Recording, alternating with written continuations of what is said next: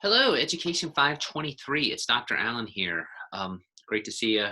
I'm no flying this week, so I hopefully look a little more put together coming back in. Um, I'm just going to go ahead and jump into the week because I got a lot of things I want to talk about, and I want to make sure we have time because I do try to respect the video watching time because I know I don't want to get it too long. The first thing I do want to point out, man, the semester is coming to a quick close for this class because it is only a first half of the semester course. Um, this is our week. I'm going to point right here. We're going to Valentine's week. This week, we're going to look at the international influence on education. And I think this is actually, when I was thinking about this course, I got a little late. I wanted to do this topic. I think it's very interesting. I think it connects to a lot of the things we've talked about as far as what other countries face as far as teaching. And also, of course, it might give us an understanding about while some of our students who come from different countries might operate in different ways in how they do schools. I just think there's a lot to it. Actually, the conference I was at in Florida last week actually had something on this, and I've actually emailed to see if I can get the PowerPoint on this topic. They didn't have the handouts. But they did, the one session I went to did something on the 4 major U.S. territories, Puerto Rico, Guam, I think America, Samoa, and the U.S. Virgin Islands. And even though those are U.S. territories, the way that they're treated is kind of like they're not the same as the 50 states. And they have a lot of different issues. And it made me think of this topic for this week. Like, for example, they're treated almost like counties because most of the school districts have somewhere between, it's tens of thousands of students, which would be, a large maybe county in the 50 states. But that's all they're given. They're not given any other type of like state grants or anything like that. So they're operating at a very base level. There's a lot of, we've talked about it with Lowen, a lot of socioeconomic type issues that they're facing. Also, one thing that I thought was very interesting, they talk about how a lot of younger students or younger teachers will go to these places and take a job to teach. They're thinking, oh, this will be awesome. I'll teach in the U.S. Virgin Islands. I'll teach in America Samoa. And they'll go there and then they get something, I guess it's called island cabin fever or something. It was worded something along those lines, where after a year or two, the novelty of living in one of these, I'll just say paradises kind of wears off for some people who go to teach. So these territories, they're very reluctant sometimes to hire outsiders. I hope I'm saying this properly, and I don't want it to sound disrespectful. They're not doing it because they are outsiders, but a lot of times they're fearful that they'll leave. And so a lot of these schools look for people who have shared experiences and things like that in the territories. Long story short, it was an awesome session. I bring it up only because it was on my mind when we were going to do this topic. I'm going to try to get the PowerPoint. I will hopefully get it up if I get a copy before the week starts on the 14th. I'm actually recording this on the 10th. But if I get it midweek or something next week, I'll make sure to email and post it. I think it'd be really neat to check out. But anyway, we have a discussion board that we need to do this week. It'll be related to the video that I'm going to show and talk about during the lecture today. And also, you have something called an international Wakelet that is due. And I don't know if anyone's familiar with Wakelet, but I'm going to go ahead and talk to you about the assignment. I'm going to do this a little backwards. Wakelet is a portfolio system online. And if you go to wakelet.com, I'll put the link up on their Brightspace. I don't have it there yet. I'm going to sign out of my Wakelet. And I'll sign back in and show you what I'm expecting. But as you can see, you can sign up or log in. You can actually log in. You can create an account with a Google account. If you have one, it's the easiest. I have one through my Shepherd, but it doesn't matter to me how you do it. Just do it. And as you see, I got in. And here's what I want you to do. The directions will be up on, obviously on Brightspace under the assignment, but I want you to go in and I want you to click this little button here, this plus sign. It's called Create Collection. And I want you to create something like, I think I have a trial one that I was doing with, but it's just called, we'll just say International Education. I think I already have one, so I'm gonna put 2. And don't do anything with the short description yet. Basically, all I want you to do is go throughout the World Wide Web, or if you have an old PDF or something that you can upload here, but most people, I'm assuming, are going to just search the web and find something. It can be videos, links, it can be articles on some international educational issues or topics or stats, anything related to international education. You're free to go. And what you'll do, all right, since I was watching the Olympics last night, so I'll do this. Educational system. And click that. You'll go there and you're going to copy. I'm going to go to the Wakelet. I'm going to paste. And it'll be right there. And it'll be right there. I want you to do 10 of those. Can be anything. Don't go crazy trying to find things. Now I said, you know, then you're gonna have to do summary. I just want you to do something like this. Like the first, by the way, they go down. Let me show you what I mean by that. Let's do French. Whoops. Educational system. I had actually looked up with some of these earlier. And what I would like you to do, put that there. When you put this one in there, see how they go down. Now, so this one will be that. I know that. So if you want, when you do your descriptions, I would know that the Chinese one would be the first one. I want you to just give like a sentence or two description, like this article highlights changes. I'm kind of making this up a little bit in the Chinese educational system and the Western influence. And then the first one, then the second one. Whoops, and then we'll go there. And then you can do two, and then we'll go down. Why is it not doing that? Oh, why is it summarized that map? Let me hold on one sec. Ah, that's not good. Hold on. Let me fix one thing here. Hey, I'm back. Sorry if there's a little pause there. I was trying to fix something. There was a little quirk there, but when you put your one in there, I didn't want you to see me struggling too much. You can do it like this. Actually, if you don't like how that looks, I'm going to show you something. After you come up with your Wakelet and you do all your pasting and you have your links in there, you're going to have to share it with me. You're going to have to make it public, and you're going to get this link, and you're going to copy that link. Now this is where I'm going to come back to this. Sorry, I was problem solving a little bit. I didn't know if people would like this, how that looked. You can list all 10 articles there with a little summary if you want, or when you submit this, you're going to have to make a Word document and paste the link on there. You have to do it anyway because Brightspace won't take it for some reason, or it usually won't take it. Some people really seem to have struggles with that, not in this class, but in some other ones. Put the Wakelet link on that Brightspace page, and you could actually do the summary on the Word document that you're submitting, and that's fine for each article. I just want a sentence or two. It's just kind of like what you did with the Zen, just to kind of give me an idea of what you're doing. So basically, let me restate everything for you. What I want you to do is, one, find 10 articles that relate to international education. Your choice on kind of what they are, where they're from. You can do all Europe, you could do Asia, you can do Africa, you can mix it up. You could do US influences on it. It's fine, I don't care. And then just give me a sentence or two summary, and you can put it on a Word document and submit it on Brightspace with the Wakelet link. Remember to share it and get that. Or if you want to list the summary there, that's fine. So that's it. That's the assignment with the Wakelet. Nothing more, nothing less. This week, what we're going to do, I decided not to make a PowerPoint. A country that I always think is kind of interesting. 5-10 years ago, it was really in vogue. It's kind of fallen out a little bit, I think, because there was so much being published on it. I'm going to hold this up. It's Finland. Finland has a lot of unique approaches to education.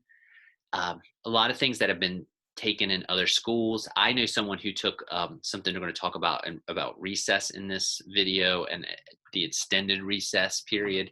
and implemented it at their school, actually to great success. They had actually visited Finland. Um, but what I'm going to do, I'm going to click the old YouTube. I was rewatching the video. I've seen it a few times.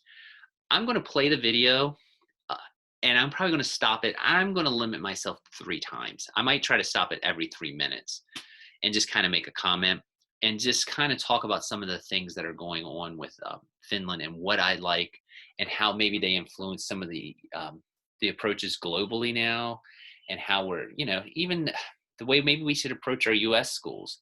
So with that being said, in case you're wondering, yes, I did watch Boba Fett with my son last night, and we were watching Easter egg breakdowns. So just to be curious. So anyway, here we go. So here's what happened. Back in the day, Finland's schools sucked on the level that ours suck on. When they tested the world's kids, both Finland and us were usually about the same, somewhere down the list of nations. But Finland didn't like that. So they tried some new ideas, and in no time, Finland shot to the top of the world. Their students were number 1. How did they do that? That was the one question I wanted an answer to, and I went straight to see the enemy's Minister of Education. Before I could say anything, she blurted out their top secret. They do not have homework. Wait, so you reduce the homework you give them in school? Yes. They should have more time to be kids, to be youngsters, to enjoy the life. How many hours of homework did you get last night? About 10 minutes or something. 10 minutes of homework. Yeah. Maybe 15 minutes or 20 minutes. 20 minutes, but 20 minutes. Yeah. Well, if I would have done the homework, I think it would be like 10 minutes tops. Usually I don't really do homework that much. The whole term homework is kind of obsolete, I think. In that way, that your homework is obsolete. Yeah. In that way, that these kids, they have a lot other things to do after school. Like what? Like being together, like being with the family, like doing sports, like playing music, like reading. So they have no homework. What if all they want to do is climb a tree? They could climb a tree. Yeah, they can climb a tree, then they learn how to climb a tree. But they'll end up, while climbing a tree, probably finding out about different insects, and they can come to school next day, tell me about what they found. Compared to the older kids, how many hours a day do the younger ones go to school? Mondays, 3 hours. Tuesdays, 4 hours. It varies. It's 20 hours a week. So they're, oh man. Now, does this 3 or 4 hours at school include the lunch hour? Yes. How are they learning anything? How are you getting anything done? Your brain has to relax every now and then. If you just constantly work, then you stop learning. And there's no use of doing that for a longer period of time. Finland students have the shortest school days and the shortest school years in the entire Western world. They do better by going to school less. How many languages do you speak? English, yeah, Swedish, Spanish. Finnish and Swedish, Finnish, English and German. French, German, Finnish and English. English, Swedish and French and Spanish. So you're British. So I wanted to stop there. I said every 3 minutes. So one thing I just wanted to point out, obviously some big differences, I think, between Finland and what we do here, and maybe the idea of homework. And, homework is a controversial topic anyway, where we've talked a little bit about socioeconomic type aspects in this class, either through Lowen, through articles, through my mumblings and lectures. Some people actually feel like, homework is, some people have an advantage in doing homework over others, depending on parental help and things like that. I have to admit, this was a philosophy I had that changed a lot as I was a teacher. I started to give very little homework towards the end because I always had to ask myself, was it worth giving? And again, a lot of the video that's going in here actually gets into the issues about like just letting kids be kids. I think that's a universal thing. That's not just a US thing. That's not a multicultural thing. That's just a kid thing, so to speak. Like all kids should have that time to do that. And after I became a parent, I think I became a little more sympathetic to it and letting my kid do activities that he likes and things like that. That's a personal opinion. I'm not saying that, I'm right or wrong. But it is interesting that they do that. Another thing, and I'm going to have some articles on this in case you're wondering. Yes, Finland actually has a pretty high tax rate, especially compared to the U.S. And you're going to see some of the things that they offer and such. I would imagine some of it might be childcare because if both parents are working, who's watching kids. But one thing I do know, a lot of European schools do not have sports teams associated with them, but they have a lot of clubs that are afterwards. So I'm sure some of that comes into play, so to speak. So anyway, I'm going to hit it and I'll stop here in the next 3 minutes again. Student in the U.S.? Yeah. When you got back here in school, what did you notice that you felt relieved about? No more multiple choice exams. No multiple choice exams here? Or very few of them, if any. Because Really? all of my exams in the U.S. How do you answer the question right if it isn't listed as one of the 4 choices? To write your answer. You have to know it, actually. Yeah. You actually have to know it. Yeah. If there was one thing I heard over and over again from the Finns, it was that America should stop teaching to a standardized test. Get rid of those standardized tests. National testing. The standardized tests. Standardized testings. What you are teaching your students is to do well on those tests, and you're not really teaching them anything. No, we are teaching them. We're teaching them how to flunk a test, and then a bunch of schools fail the test, and those schools are turned into charter schools, and then somebody makes a lot of money. But school is about finding your happiness, finding a way to learn what makes you happy. They figure now about 1/3 of the school time the students are in school is spent preparing for the standardized test. And so they've eliminated a lot of things that aren't on the test. So music is gone, art is gone, poetry is gone. Yeah, in many schools. Civics isn't even on the test. So now schools are dropping Really? civics. Yes. Civics, American civics. Okay. Unbelievable. We got rid of poetry. Really? Yeah. Why? It's a waste of time. When are they ever going to learn? When are they ever going to speak as poets when they're adults? How does that help them get a job?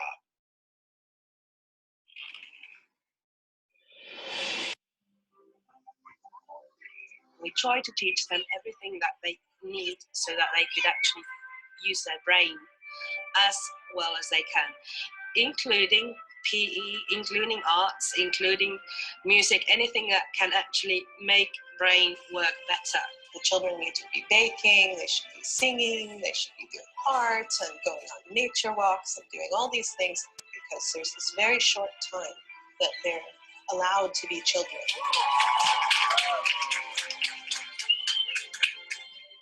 If you don't have standardized tests here in Finland, how do you know which schools are the best? And, people need a list. The neighborhood school is the best school. It is not different than the school which can be, for example, situated in the town center, because all the schools in Finland, they are all equal. When we move to a new city, we never ask where the best school is. It's never a question. So nobody has to shop for schools. There's nothing different in any of our schools. I'm going to stop, but this is something I do want I'm going to have this video posted up if you want to see it again, but that's a big thing. I'm going to mention this and then jump back to something else that was said. They do have a very nationalized system. We've kind of, I guess, tried to do this with Common Core to an extent, but where we have 50 states and they all have different approaches, Finland has one, and they're going to actually talk about some of the benefits with that, where it eliminates a lot of the schools are equally funded. So there's no schools that are getting more money than others. There's no, quote, good school, bad school. I'm broad stroking there a little bit, but that's one interesting thing. Again, getting into that socioeconomic type aspect. Also, by the way, I didn't mention this, but this is Michael Moore. I know he's controversial with a lot of people. I think this is a pretty straightforward documentary, so I like it. But it gives you an overview of the Finnish system. But one thing that he does say that I think the point is actually correct, but it's pretty. I think it's kind of a blanket statement. It's how he's presenting it is the standardized test type stuff. I know a lot of people in this class are actually already teachers, and most teachers I know are not big fans of standardized testing. I wasn't. And he is right. They are getting rid of a lot of the stuff. I was a social studies teacher, and civics tests are going off. I will say some of that depends on the school system and the type of test that they're doing, but by and large, civics is something that is kind of going by the wayside, and of course, some of the other art programs and such. There was one other point I was going to make there, and it just slipped my mind. It was about standard. I said, oh, it was the Lowen connection. One thing that Lowen talks about in the book a lot of times is the textbook publishers, and of course, follow the dollars. They're trying to make money, and he is right that standardized tests are just like publishers. They're making these tests to suit certain schools and things like that. So anyway, I'm going to go ahead and play, and we'll do the last 3 minutes. I'll probably do the last 3:30. It is illegal in Finland to set up a school and charge tuition. That's why, for the most part, private schools don't exist. And what that means is that the rich parents have to make sure that the public schools are great. And by making the rich kids go to school with everyone else, they grow up with those other kids as friends. And when they become wealthy adults, they have to think twice before they screw them over. In the United States, education is a business. There are corporations making money. Here, it's so student-centered that when we had to redo our playground, they had the architects come in and talk to the kids. Were they listened to? Yes. There are things on our playground that the students really wanted. Being in school here is more independent. We're treated more like adults than in the United States. Yeah. I mean, we don't need a hall pass to go to the bathroom during class. Yeah.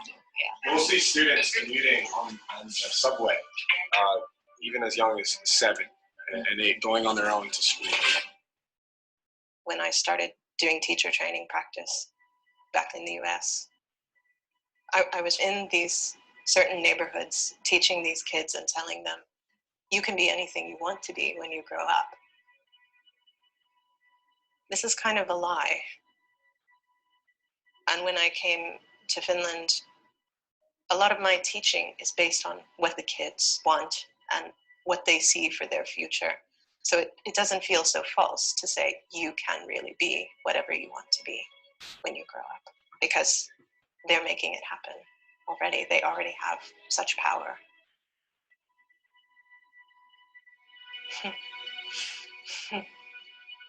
That's upsetting to think about that our kids don't have that. That's really beautiful. It's not that we have figured out something that nobody else has done in education. That's wrong. Many of these things that have made Finland perform well in education are initially American ideas. We try to teach them to think for themselves and to be critical to what they're learning. We try to teach them to be happy person, to respect others and respect yourself. You're concerned with their happiness. Oh yeah. What the hell do you teach? I teach math. So the math teacher says that the first thing out of your mouth of what you wanted these students to get out of school was to be happy, have a happy life. Yep. And you're the math teacher. Yep. When do they have their time to play and socialize with their friends and grow as human beings? Because there's so much more life around than just school. You want them to play? I want children to play. And that was the principle. I'm planting the American flag right here in the middle of your school and claiming this great idea for us. Thanks for stealing it. Yeah, that's how we roll. All right. Obviously, that's the video. I will post this up if you need to rewatch it, because the discussion board topic will be related to this. But there are a few things I wanted to kind of point out too, whereas they talk about the happiness and the doing. I don't know if everyone remembers this gentleman. I don't know how much you've had him in graduate school, but John Dewey, a lot of this does seem to be rooted back in the old Dewey experience and education type idea.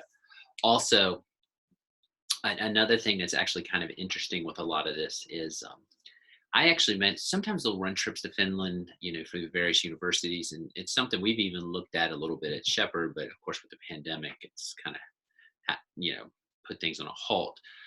But I knew someone that went, and one thing they were really impressed with was the high schools. The high schools are almost like college type atmospheres. And what I mean by that is the students just come for certain classes during certain parts of the day. There are critiques of the Finnish system. I'm going to try to put an article up. Not a try, I will put an article up related to it. Some people do think that the schools are a little too, versus things like in the United States where they're very homogenous.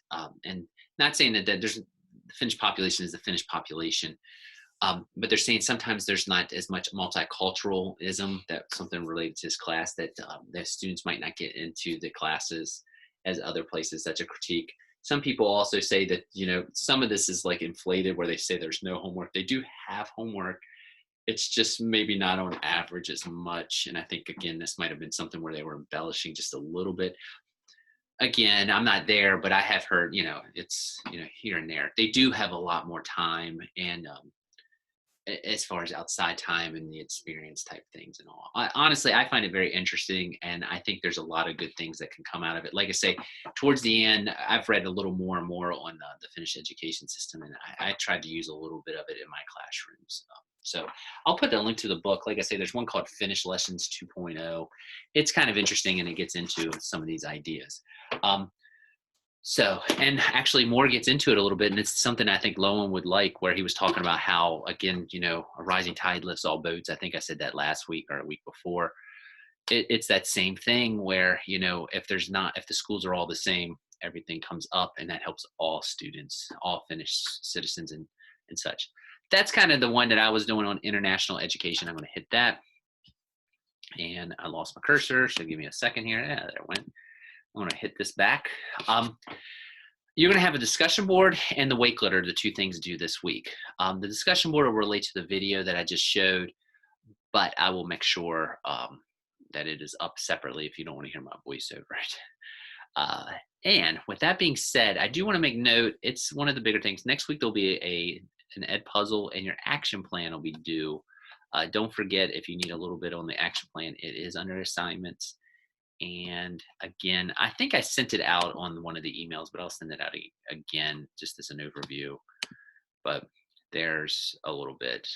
I know I had talked about it in one of the earlier videos, but I'll send this out. I'm going to open that up real quick. And again, it's on there if you need to see it, 3 to 5 pages, and just some ways that you would do to create, you know, a welcoming, warm environment. It's just almost, I hate to say a stream of consciousness, but just how you would address each of these 5 goals. So that's up. Don't forget, that's a little bit of, you know, that's next week, but keep it in, I guess, the front of your mind. I've never actually taught a class that actually ended this early, so it's actually really throwing me off a little bit. With that being said, that's it for this week. Again, email if you have any questions. I'll make sure that I'm getting updated on grades and things like that. You save that so I know that's there. That's it for me. I will stop sharing. Email with any questions. Hope you're having a good week. Hang in there. The semester's going on, and warm weather's coming. So talk to you later. Bye.